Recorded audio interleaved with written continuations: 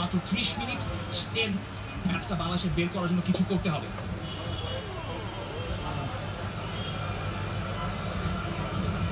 শরীফুল হক জানাচ্ছিলেন pitch side থেকে এই ম্যাচের অবস্থাগুলো।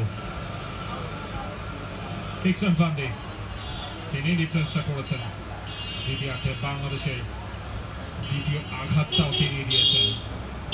একেবারে ফাঁকা টাইম নিলেন, জায়গা করলেন, পাশ দিয়ে বলটাকে বাংলাদেশের গোলে প্রেস করলেন। চমৎকার একটা অ্যাঙ্গেল, তবে সেটা বাংলাদেশের জন্য নয়। ইকসান ফান্ডি তার ফাঁদেই পা দিল বাংলাদেশ, এবং এই ম্যাচে এখন বাংলাদেশের সামনে পাহাড় টপকানোর চ্যালেঞ্জ।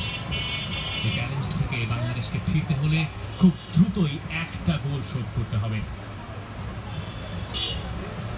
সমিত সোম টেনে নিচ্ছেন এবারে ফ্রি কিকটা। সমিত সোম তার নেওয়া ফ্রি কিক, এটা ক্লিয়ার হলো। সেই বলটা বাংলাদেশের কাছে তার ফয়সাল আহমেদ ফাহিম তিনি মাঠে প্রবেশ করেছেন।